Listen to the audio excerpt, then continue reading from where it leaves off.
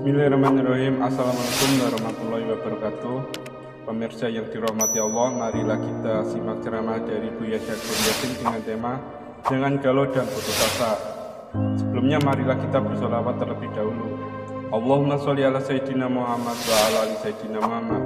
Marilah kita doakan semoga almarhum Buya Syakur Yasin diberikan tempat terbaik di sisi Allah Subhanahu wa Ta'ala.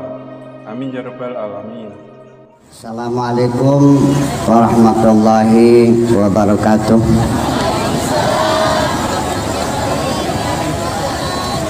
Bismillahirrahmanirrahim. Tawakkaltu 'ala Allah.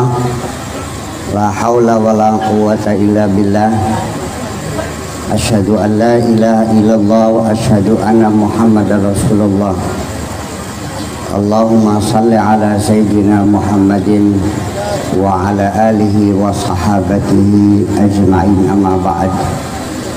Para sesepuh alim ulama al-mukarramun, hadirin dan hadirat rahimakumullah, dalam rangka memperingati Maulid Nabi besar Muhammad sallallahu alaihi wasallam, ingin saya sampaikan bahwa peringatan Maulid Nabi ini sesungguhnya bukan ulang tahun Kanjeng Nabi,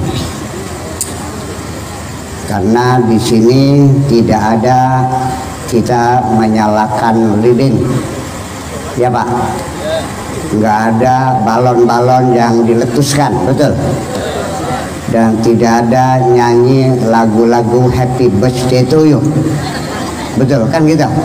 Jadi ini bukan peringatan hari lahir. Maulid Nabi ini adalah upacara rutin umat Islam seluruh dunia untuk memperingatkan, untuk mengingatkan anak cucu kita bahwa kita punya Nabi akhir zaman, namanya Kanjeng Nabi Muhammad sallallahu alaihi wasallam. Dan Kanjeng Nabi Muhammad adalah Nabi terakhir yang diutus bukan untuk suku tertentu, bukan untuk bangsa tertentu, dan bukan untuk golongan tertentu, tetapi dengan sengaja oleh Allah diutus untuk seluruh umat manusia. Betul? Wa ma arsalnaka illa rahmatan lil alamin. Dah paham? Iya, bukan ulang tahun, tapi adalah acaranya menyampaikan pesan-pesan, menitipkan agama Islam kepada anak cucu kita. Karena persoalannya kita sekarang ini sudah 1400 tahun yang lalu, barangkali anak cucu kita lupa dengan nabinya, maka perlu setiap tahun diperingati, ya, perlu disampaikan. Itu kira-kira mafhum Pak maksud saya, ya. Jadi bukan ulang tahun. Maulid adalah maulid, bukan ulang tahun. Sehingga artinya sok saja, Nabi lahirnya tanggal berapa? Sekarang tanggal berapa? Jadi sudah lewat ya. Itulah makanya ini bukan ulang tahun. Iya. Nah itu. Saya kira itu selesai. Nanti mudah-mudahan pendapat saya ini bisa menjawab banyak persoalan-persoalan yang mungkin muncul di sekitar Maulid Nabi. Katakan ini bukan ulang tahun. Setuju Bu? Ya, wes. Nah, saya untuk menitipkan Kanjeng Nabi kepada anak cucu kita ini, saya tidak akan menceritakan istri-istri Nabi, karena khawatir nanti salah paham lagi. Ya. Saya tidak akan menceritakan Nabi sebagai pemimpin besar, Ada yang paling penting yang saya perlu sampaikan. Hebatnya Kanjeng Nabi itu bahwa dia mempunyai kemampuan untuk menyelesaikan persoalan yang tepat sasaran dan persoalannya tidak melebar dan diselesaikan tuntas sampai seakar-akarnya. Ini istilah begini nih, bahasa Jawanya bening iwake kena bening banyune bening banyune kena iwake. Itu namanya as-salam al-kifahil khasib, the fertilized peaceful struggle. Itu yang ingin saya sampaikan. Kenapa demikian? Apa aja? The fertilized peaceful struggle. Bahasa Arabnya apa jemuka? As-salamul kifahil al-khasib. Jadi artinya bahwa perjuangan membangun perdamaian yang sempurna melalui perjuangan yang indah lah, begitu kira-kira. Sebab bagaimanapun manusia ini makhluk Allah yang unik, yang banyak persoalan, yang sangat sophisticated, sangat sempurna, sangat baik, tapi juga sangat buruk, ya, sangat zalim, sangat kafir, sangat beriman. Artinya manusia ini adalah sepertinya tong sampah yang semuanya ada di situ. Makanya firman Allah, laqad khalaqnal insana fi kabad. Fi kabad artinya hadful, artinya sangat keras, sangat beraneka ragam. Manusia ini posisinya bukan malaikat, bukan binatang, ya, tetapi adonannya ya berbeda-beda. Ada baiknya, ada buruknya. Di dalam diri kita ana wakale, ana malese, ana imane, ana kufure, ana jujure, ana culese. Semua sifat yang kontradiktif ada pada dalam diri kita. Itulah inti perjuangan hidup. Bapak-bapak dan ibu sekalian, manusia teristimewa diciptakan Allah sebagai makhluk yang tertinggi, sehingga seluruh alam semesta disuruh oleh Allah untuk tunduk dan hormat kepada manusia. Idz qala rabbuka lil malaikati isjudu li adama fasajadu. Berarti kedudukan manusia itu adalah lebih tinggi dari manusia. Tetapi Allah juga menginformasikan manusia bisa lebih rendah daripada binatang. Jadi bisa di atas malaikat, bisa di atas, di bawah di binatang. Allah mengatakan mereka punya telinga, lahum adzanun la yasma'una biha, tapi telinganya tidak dipakai untuk mendengarkan yang benar. Mereka punya mata, walau a'yunun la yubsiruna biha, tidak dipakai untuk melihat yang benar. Walahum qulubun la yafqahuna biha, mereka punya hati tapi tidak dipakai untuk memaham. Ulaika kal an'am, mereka itu seperti binatang, balhum adallu, bahkan lebih jelek dari binatang, di bawah binatang. Itulah sebabnya kenapa? Karena kita ada, di dalam kita ada ruh. Kalau kita berbuat baik, ya, dan ruhnya itu dipenjara dalam jasad. Kalau kita berbuat kemuliaan, kita punya beban jasad, maka kita lebih mulia dari binatang.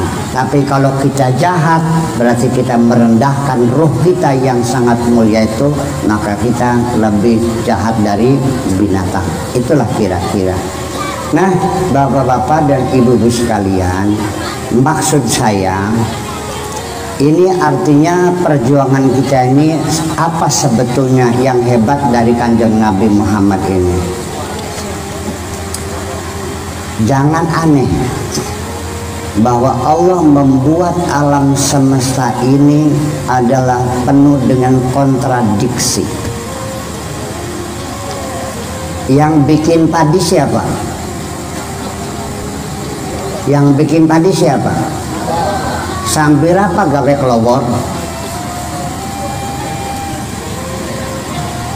Yang bikin padi siapa, Bu? Sambil apa Gus lo gawe kiong mas? Gawe wereng?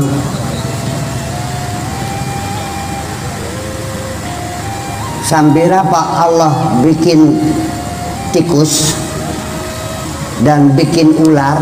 Ularnya makan tikus, tikusnya makan padi.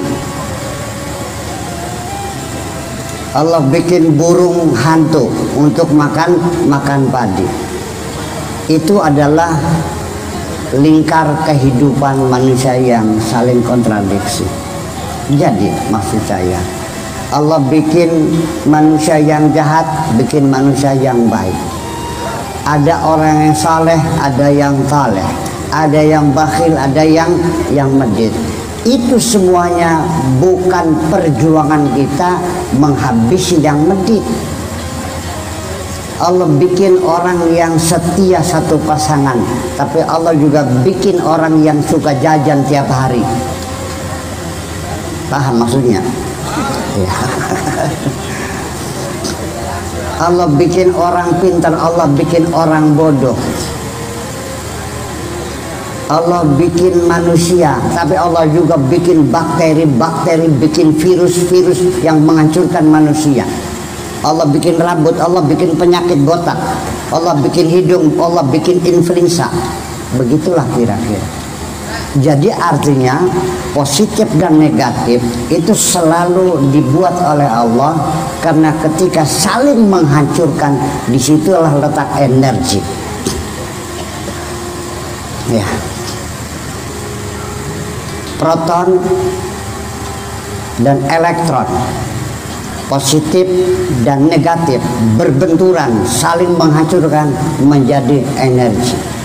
Nah, makanya perjuangan kita ini bukan menghancurkan dan bukan meniadakan, tapi proses kontradiksi ini kita alihkan kira-kira yang bisa bermanfaat. Positif harus positif, harus negatif.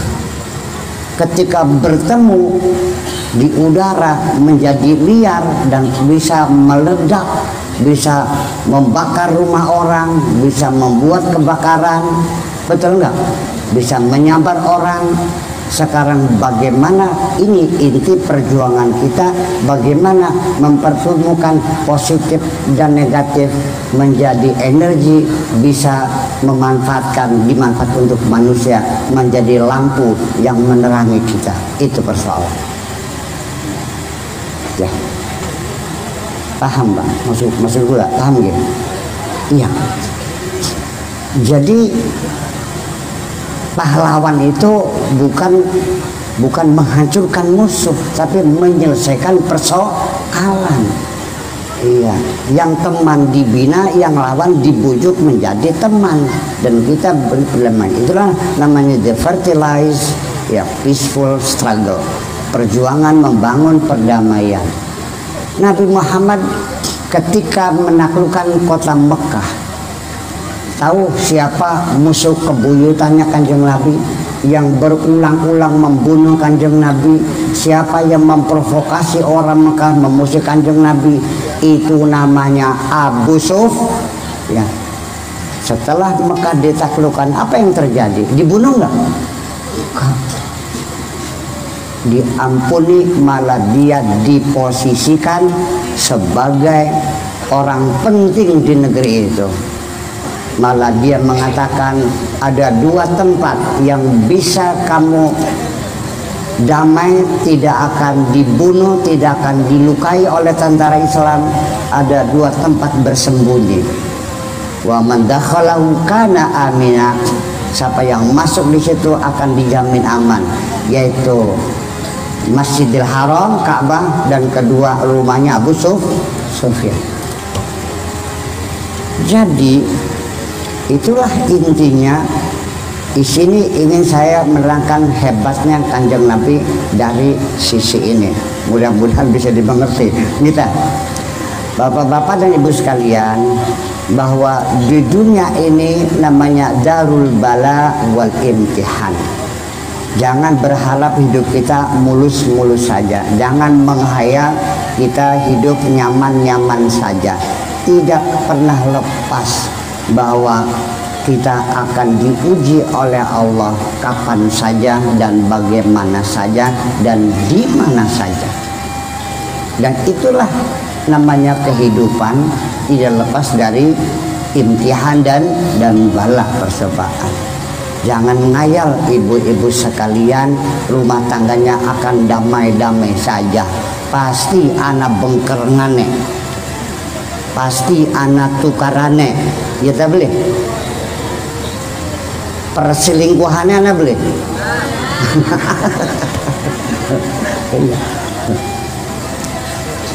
Kita dalam berteman ini jangan beranggapan semua berbuat baik kepada kita. Dalam perjalanan hidup kita selalu menemui orang-orang yang kita anggap sahabat baik, ternyata nipu kita, betul? Orang yang kita mulia-muliakan kita ternyata bebodoh kita, betul? Ternyata yang berkhianat teman-teman kita juga. Dan tidak bisa dipastikan, dan jangan berhayal semua orang senang kepada kita. Mesti ada yang pro, ada yang kontra, ana sing sengit, ana sing senang, ana sing ngalem, ana sing ngece. Itulah kehidupan. Paham, Bang? Makanya Allah mengatakan wala nabluwannakum bisyai'in minal khaufi wal ju'i wa naqsim minal amwali wal anfusi was samarat fabasyiris sabirin. Pasti akan kami uji kamu semua dengan cobaan-cobaan di dunia, dengan rasa takut, dengan kelaparan, kurang makanan, kurang buah-buahan, kurang jiwa. Di akhir ayatnya fabasyiris sabirin, berilah kabar gembira orang yang sabar.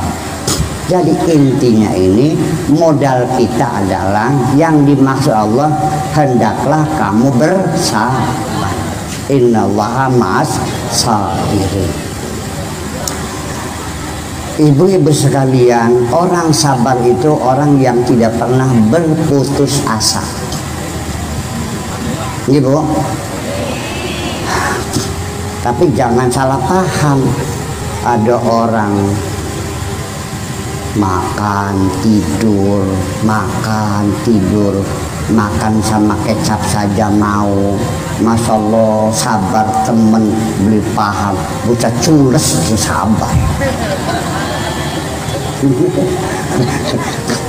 Orang sabar tuh orang yang tidak pernah putus asa.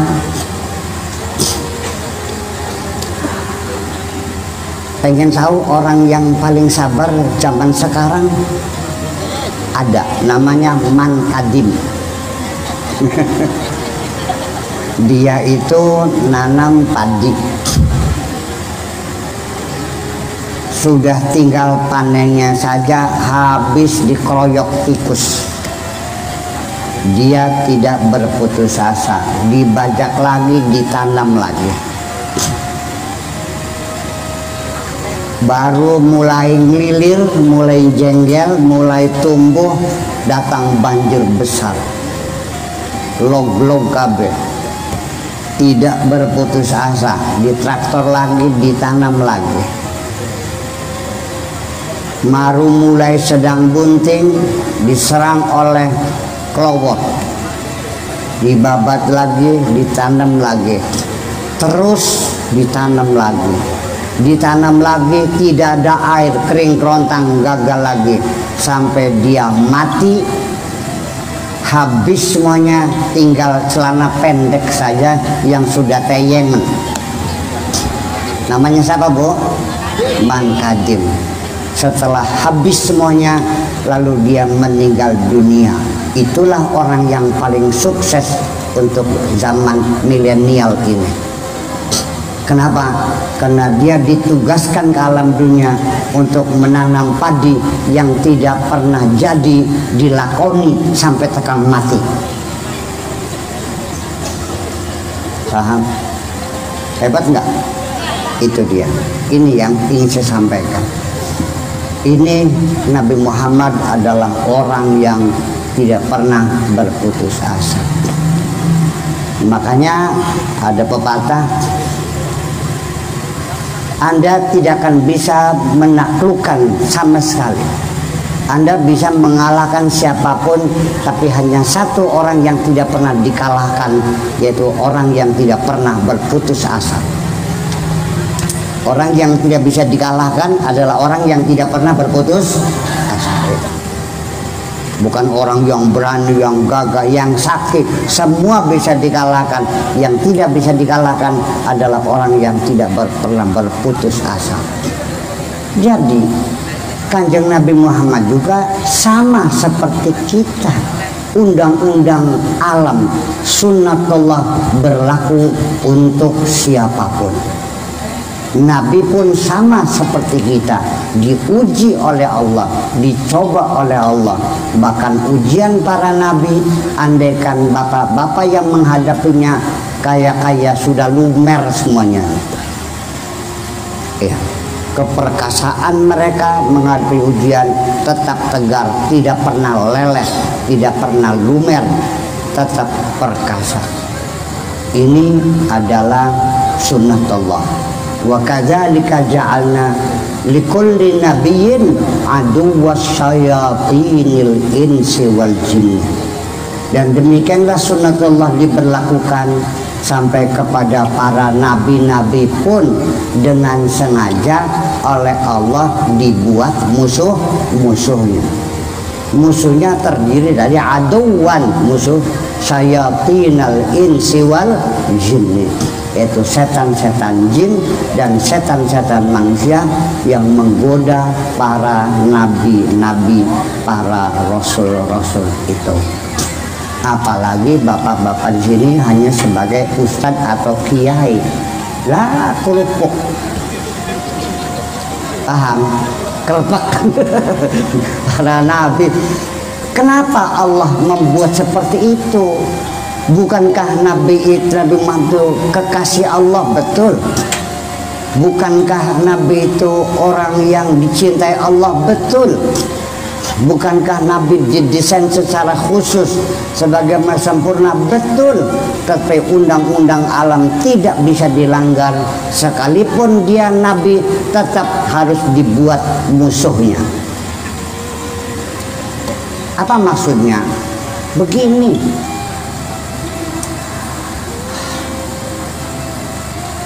Di sini ada kesebelasan sepak bolanya oleh mana ini?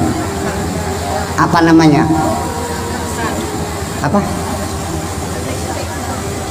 Kesebelasan Palimanan mengibarkan bendera, menjadi juara, bisa mengegulkan 100 kali. Muter-muter pahlawan bola bisa masuk gol 100 kali. Saya tanya, dengan siapa Anda bertanding? Tidak dengan siapa-siapa. Nggak ada lawannya, nggak ada, sendirian aja. Sinting nggak tuh? Pantas bolanya ditaruh depan, ditaruh sendiri, ditendang sendiri, dal gol keprok maning. Satu taruh maning, tendang maning, gol loro keprok maning. Gue ngedang itu kan. Jadi supaya kamu jangan jadi orang gila, kamu harus dikasih musuh oleh Allah. Siap-siaplah berhadapan dengan musuh.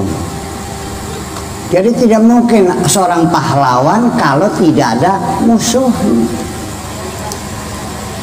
Ini kebetulan saya ingat ada orang pemuda yang ngakunya intelektual, ngakunya orang cerdas berpengetahuan, tidak percaya adanya sihir-sihir, tidak percaya adanya jin, setan, iblis, nggak ada, itu kosong, omong kosong, dusta semuanya. Allah ya ada, saya percaya, Nabi ada, tapi namanya sihir-sihir nggak ada. Oke? Saya dengarkan dia bicara begitu. Oke, kamu percaya Nabi Muhammad? Percaya. Nabi Adam percaya, Idris, Nuh, Sulaiman, Daud semua percaya. Oke. Mukjizatnya percaya enggak? Percaya. Nabi Isa mukjizatnya bisa menghidupkan orang mati, percaya, iya. Bisa ngobatin orang lepra, iya. Nabi Isa bisa mengobati orang buta asli, iya. Nabi Sulaiman bisa mengalahkan tukang sihir, iya.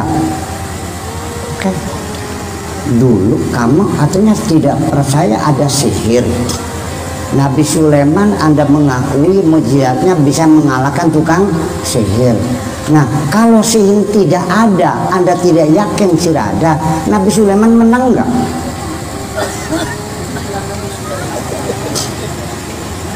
Nabi Sulaiman mujizatnya bisa mengalahkan tukang sihir. Kalau kamu tidak percaya ada sihir, Nabi Sulaiman menang nggak? Jadi Nabi Sulaiman melawan sesuatu yang tidak ada, berarti menang nggak? Baru melomot. Iya, nggak cerdas orang itu. Jadi artinya itulah hidup, bahwa kalau Anda pengen jadi pahlawan, ya buktikan Anda pernah mengalahkan musuh, kan begitu. Kalau nggak ada musuhnya pahlawan bukan. Nah, makanya di sini artinya bahwa ketika negara pun, ketika negara merdeka ada dua macam. Ada kemerdekaan dengan jalur diplomasi, hanya rundang-runding dengan penjajah lalu dimerdekakan. Akan berbeda dengan negara yang merdekanya melalui perjuangan fisik. Betul? Lah ya iya dong. Mana lagi? Akan beda. Tunisia merdekanya melalui perjuangan diplomasi. Habib Bourguiba dengan penjajah Perancis, diplomasi lalu diberi kemerdekaan. Oke? Tapi Aljazair merdekanya melalui perjuangan fisik, melalui pertempuran. Ini akan membentuk watak yang berbeda. Betul nggak? Iya dong. Itu tegas. Makanya sengaja oleh Allah di dunia ini sengaja dibuat konflik, pertentangan, paradoksal, ya, berlawanan, dan terus tidak akan pernah selesai. Di Indramayu tiap hari kita razia pelacur-pelacur itu, tiap hari terus menerus sampai sekarang tetap masih ada juga. Jangan berharap akan hilang. Lumayan diopeni kanggo pegawaian.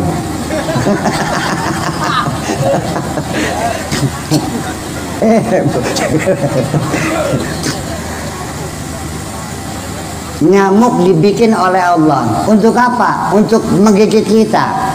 Kena demam berdarah sambil apa? Disitulah kehidupan kita seperti itu. Harus paham, kalau kamu tidak siap menghadapi perlawanan di dunia, lebih baik pulang sajalah. Bisa juri mana percuma sih. Di sinilah suatu keberanian. Ini sengaja dibuat orang bermusuhan. Peperangan sampai sekarang tidak pernah berakhir. Betul? Irak remek bebek, Syria porak poranda. Yaman kalang kabut, Libya jungkir balik, Mesir gonjang ganjing, semuanya terjadi di mana-mana. Kenapa? Ya sengaja. Ini sunnatullah terjadi dalam kehidupan seperti itu. Dengarkan firman Allah, laula daf'allahin nasa ba'duhum ala ba'din la fasadatil ardu. Kalau bukan karena pembelaan Allah sebagian orang terhadap orang yang lain, tidak terjadinya pergulatan, permusuhan, maka la fasadatil ardu, maka akan habislah dunia ini. Jadi perlu beli nawang tukaran gitu. Yuk pada tukaran yuk. Ini sunatullah, ini saya ingin memberikan pengantar bahwa Nabi Muhammad ini di mana hebatnya dalam menghadapi kehidupan seperti itu. Bapak-bapak dan ibu-ibu sekalian, bahwa pertempuran tidak akan pernah selesai. Termasuk kenapa kita masih tetap bertahan? Kita umat Islam, betul? Kita yakin Islam benar, betul? Nabi Muhammad adalah Nabi akhir zaman, betul? Tapi sampai sekarang umat Islam tetap masih menjadi minoritas di dunia ini. Ibu tahu penduduk dunia, manusia yang masih hidup di dunia sekarang ini, yang menduduki dunia dari mulai Los Angeles sampai Tokyo, sampai London, sampai Paris, sampai Jakarta, sampai Sydney, dunia itu kurang lebih 8 miliar manusia, 8 miliar jiwa. Umat Islamnya di seluruh dunia ini ada 1,5 miliar. Itu pun di negara-negara Afrika Utara, Timur Tengah, dan Asia Tenggara, Indonesia, Brunei, Malaysia, terus sedikit Bangladesh, Pakistan, kemudian Turki, Afghanistan, Iran, dan negara-negara Jazirah Arabia, Yaman Utara, Yaman Selatan, kemudian Bahrain, Irak, sampai Mesir, Libya, Tunisia, Aljazair, itu saja. Itu, dan itu pun semuanya itu negara-negara miskin, negara-negara terbelakang. Ini umat Islam dibela oleh Allah sekalipun dia terbelakang, miskin, goblok, oleh Allah dibela supaya jangan diremed oleh orang lain. Oleh Allah dikasih minyak, dikasih petrodolar. Yuk mari kita hitung ladang-ladang minyak sebagai nadi ekonomi dunia. Kita hitung mulai dari Maroko, Aljazair, Libya, ya kan, sampai Saudi Arabia, Irak, sampai Tabang, Iran, begitu Pakistan, India kosong, Myanmar kosong, Thailand kosong, Indonesia ada minyak lagi, Filipina kosong, Jepang kosong. Apa secara kebetulan? Kebetulan enggak? Ya tidak dong. Bayangkan bahwa Allah masih membela kita.